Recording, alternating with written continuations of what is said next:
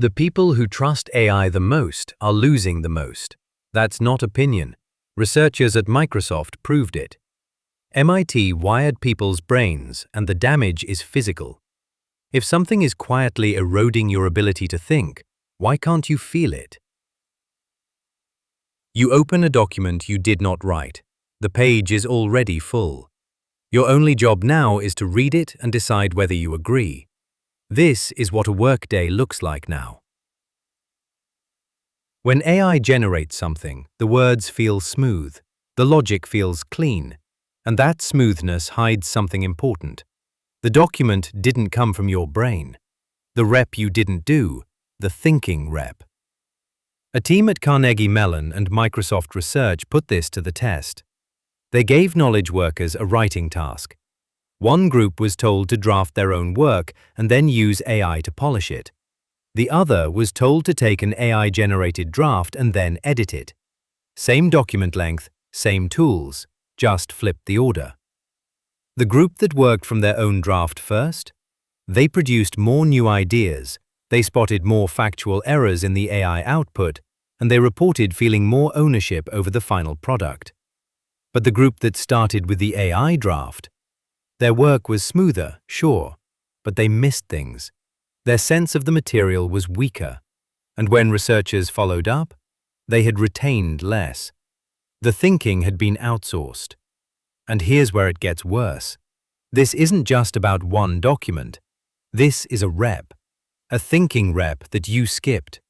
And over weeks, those reps add up.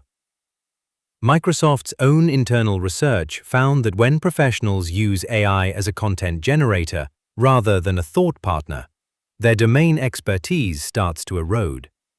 It's not dramatic at first. You just start reaching for the AI a little sooner each time. The resistance fades. The discomfort of sitting with an empty page, that disappears too. And that's the problem. That discomfort was the signal that your brain was building connections.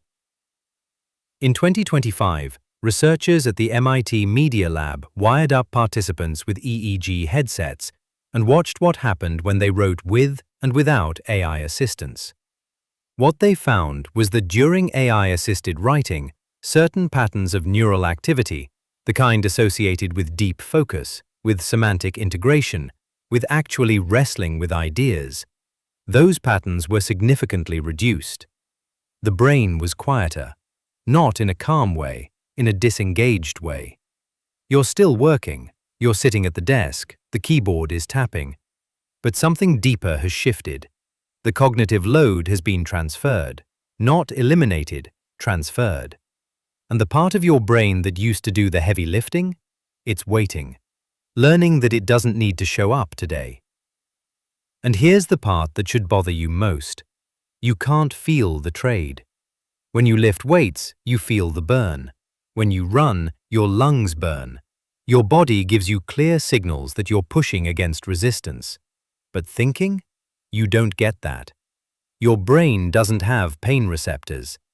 When the AI presents you with thoughts you never had, arranged in a structure you never built, it feels like a boost. It feels like you're smarter, faster, more efficient. But what's actually happening? The mechanism is the same as muscle atrophy. The stimulus has been removed, so the adaptation reverses. Your ability to generate ideas independently, to structure arguments from scratch, to hold complex chains of reasoning in your head. These capacities don't stay frozen in place. They degrade, slowly, quietly, without you noticing. And this isn't theoretical. A 2025 study published in the journal Thinking Skills and Creativity tested over 600 university students across 3 countries. They found that students who used AI for writing tasks scored lower on tests of critical thinking, not because the AI was wrong, not because the students made mistakes, but because the process of generating their own thoughts had become unfamiliar. Their cognitive confidence had dropped. This is what the researchers called the cognitive offloading paradox. The more you offload, the more you believe you need to offload, and the less capable you actually become. So what happens next? Are we all just going to lose the ability to think? The research points to something more interesting. It's not about whether you use AI, it's about when. When the tool arrives, the damage depends entirely on what you do in the 5 minutes before you open it. If you sit with the problem first, if you generate your own rough ideas, if you let yourself be confused for a few minutes, you preserve the cognitive workout. The AI becomes a thinking partner, not a replacement. But if you open it immediately, if the first thing you see is a completed draft, then your brain never gets the signal to engage. The rep doesn't happen. And day by day, the connections weaken. The question isn't whether AI is good or bad. The question is, are you still doing the reps?